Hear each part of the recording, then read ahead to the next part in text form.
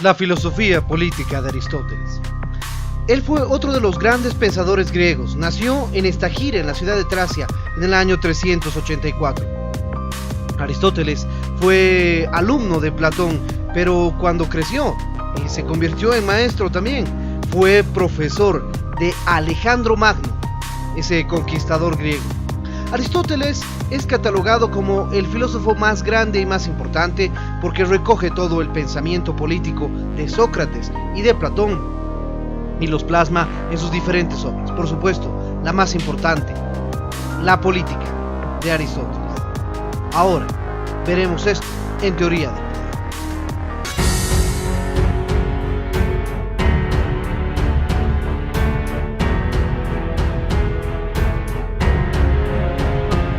El poder y la libertad, los principios y anhelos humanos que han marcado la historia y marcarán el futuro de la humanidad. Acompáñenos a tratar de entender por qué la humanidad busca tanto el poder y persigue permanentemente la libertad. Veremos.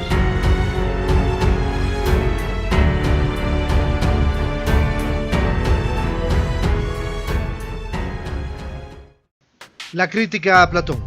Aristóteles, a pesar de ser discípulo de Platón, y aunque el pensamiento de este no deja de influir grandemente en su obra, se separa de las orientaciones de su maestro y critica las ideas en sus obras.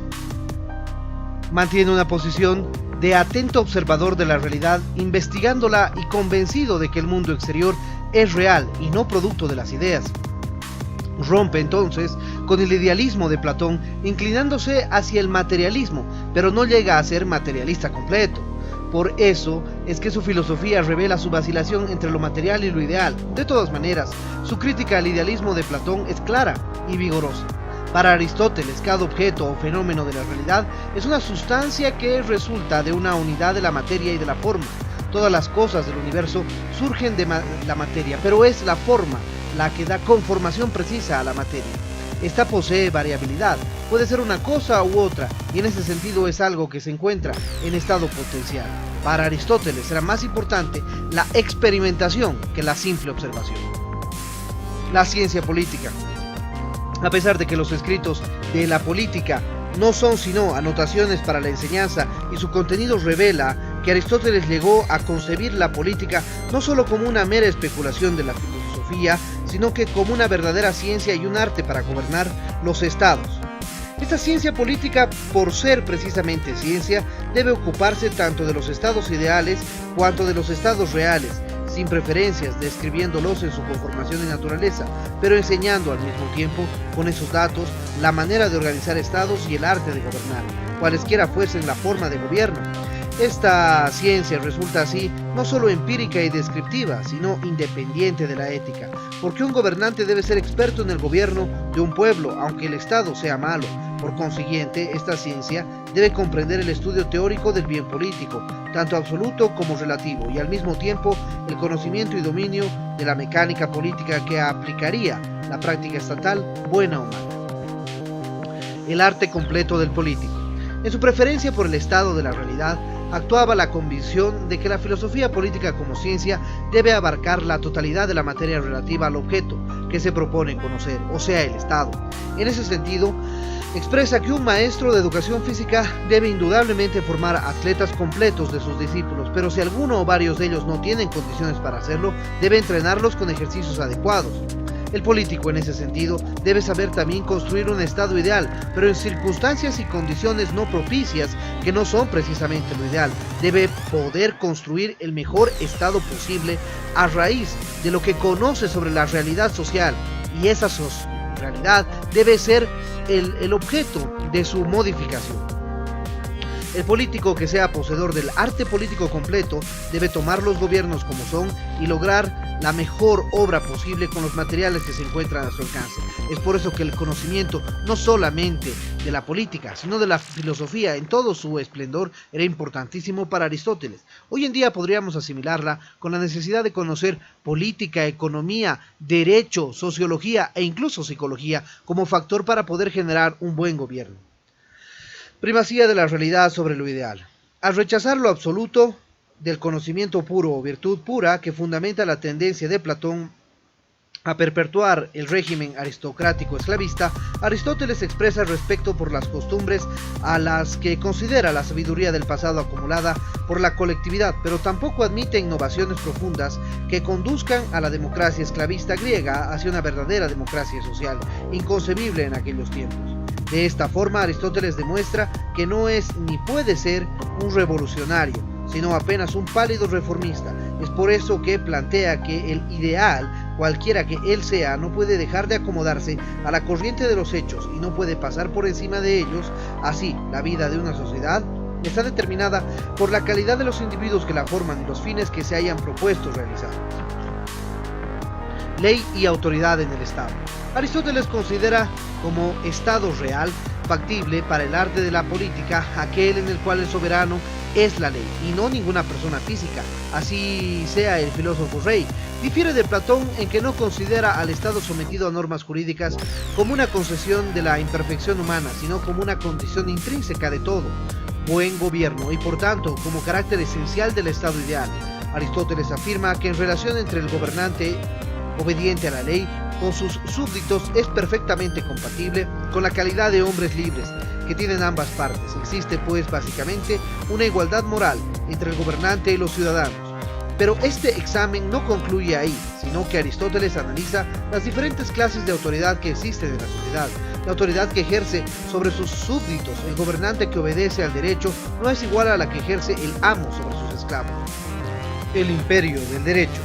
El Estado para Aristóteles, como para Platón, nace también de las necesidades recíprocas de los hombres en la sociedad y se define como una comunidad de hombres libres e iguales entre sí, para lograr la mejor existencia común posible.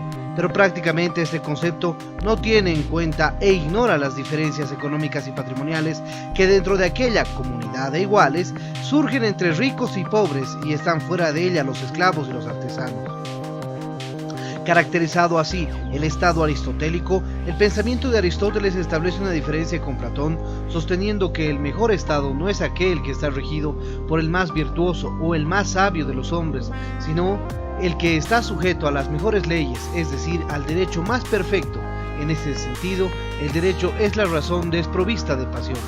El mandato despasionado de la ley del magistrado, así sea este el filósofo rey, una cualidad moral que de otro modo no podrá ostentar.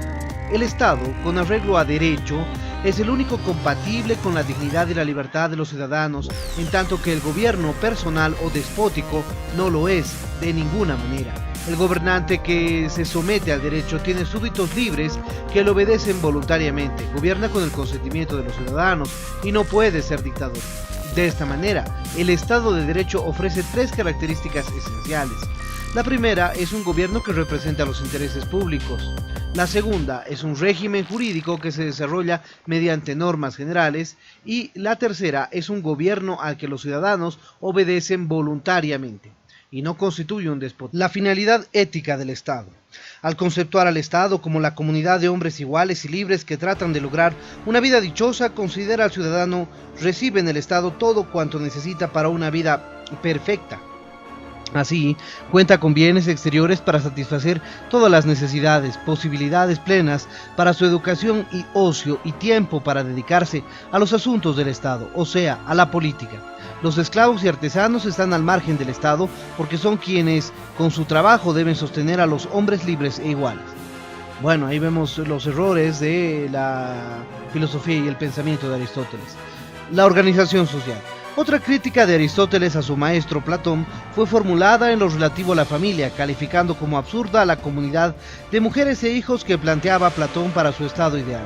Considera Aristóteles que la razón para que el hombre sea un animal político es la inclinación natural que sienten los hombres hacia su vida en comunidad. En primer resultado de esa atracción natural es la constitución de la familia formada por padres e hijos y cuya supresión constituiría la negación de una ley natural, impidiendo la organización de los poblados que no son sino la acumulación de familias, siendo a su vez que la comparación de tales poblados la agrupación que da lugar al nacimiento del Estado.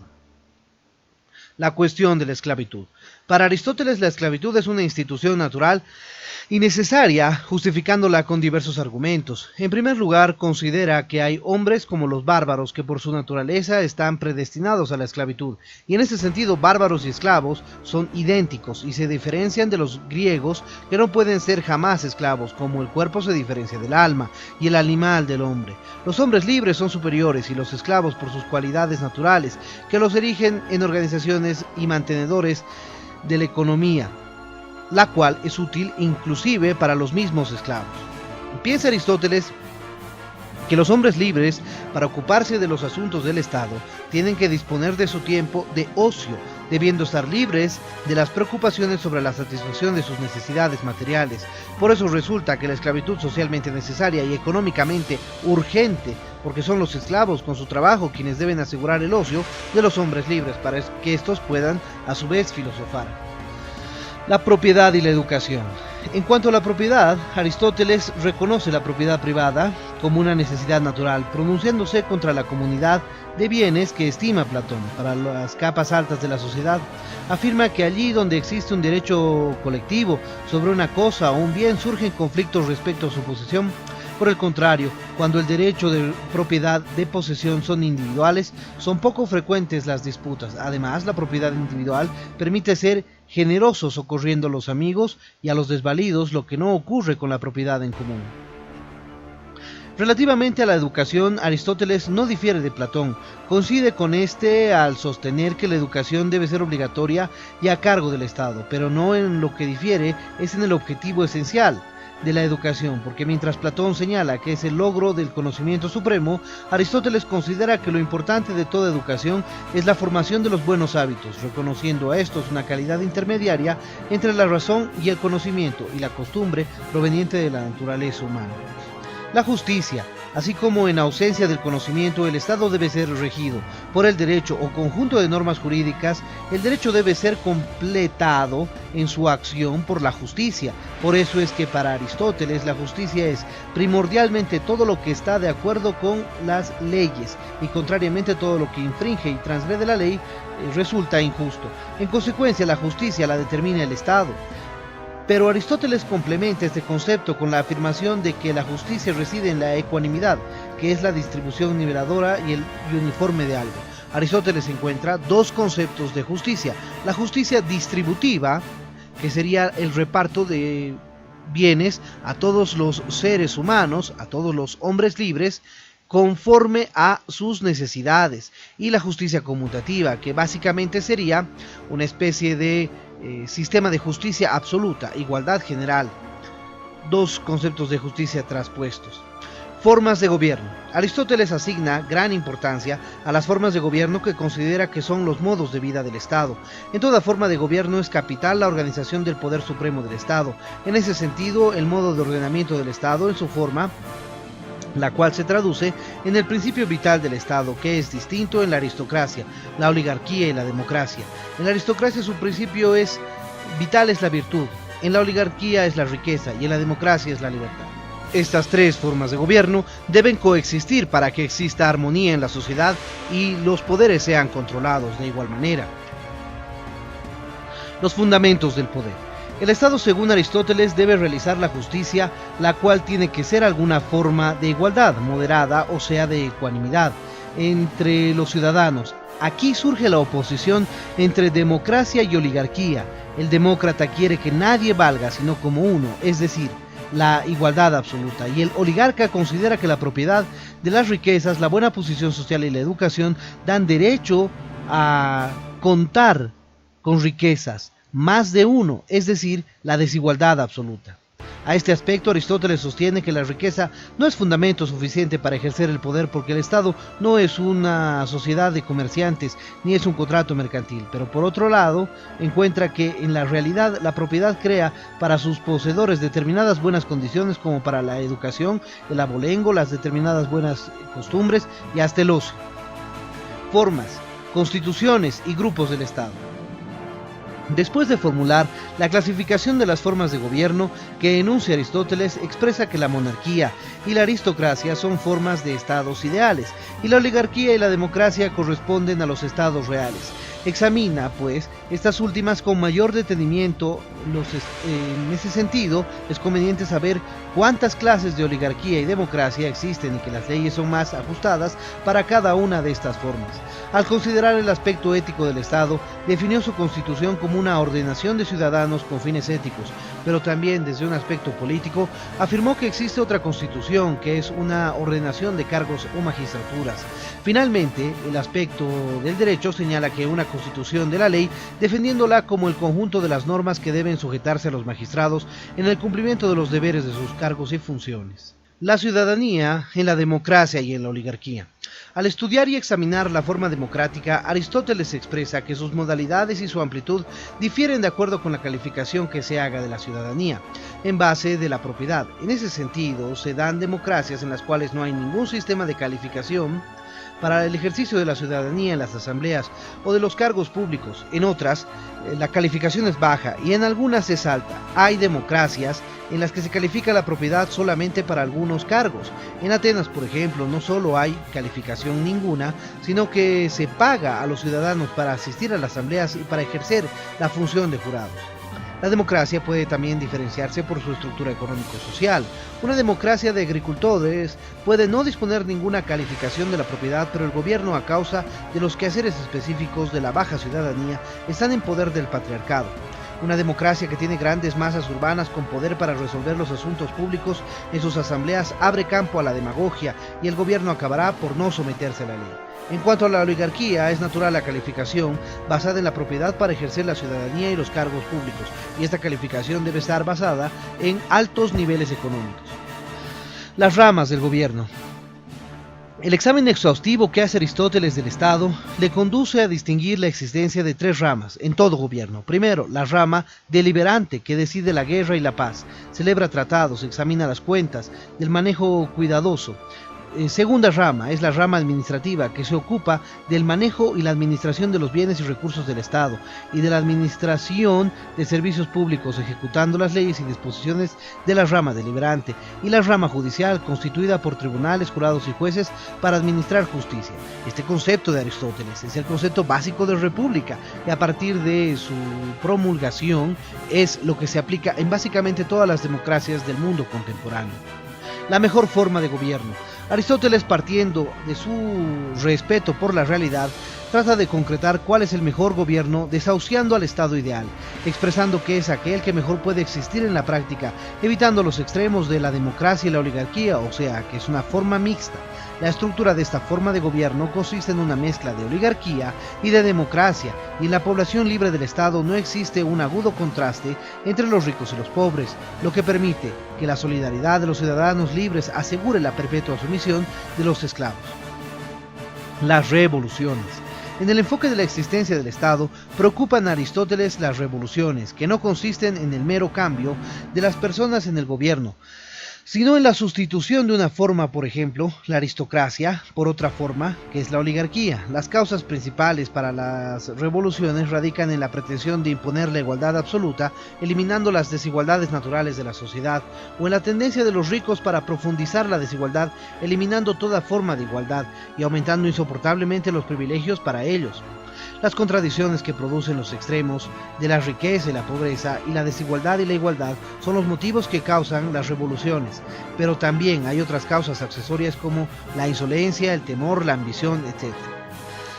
La naturaleza como desarrollo. Aristóteles, en su investigación sobre el Estado, formula un principio importante que puede transmitirse a todas las ciencias y no solo a la política. Sostiene que cada cosa tiene su propia naturaleza, pero que ésta se revela solamente con el desarrollo de la cosa de la que se trata. En ese sentido, lo más sencillo aparece primero, lo más complejo y perfecto va formándose después, a medida del desarrollo. Esta última etapa es la que muestra la verdadera naturaleza de la cosa. Por ejemplo, una semilla, para mostrarse cómo es, mediante su desarrollo necesita de condiciones físicas tales como el suelo, el calor, la humedad. Lo mismo pasa con la comunidad, la familia. Es como la semilla que contiene en sí una gran promesa de desarrollo. La polis, la ciudad-estado, sobreviene con el crecimiento y expresa una verdadera naturaleza de la sociedad humana. Conclusión.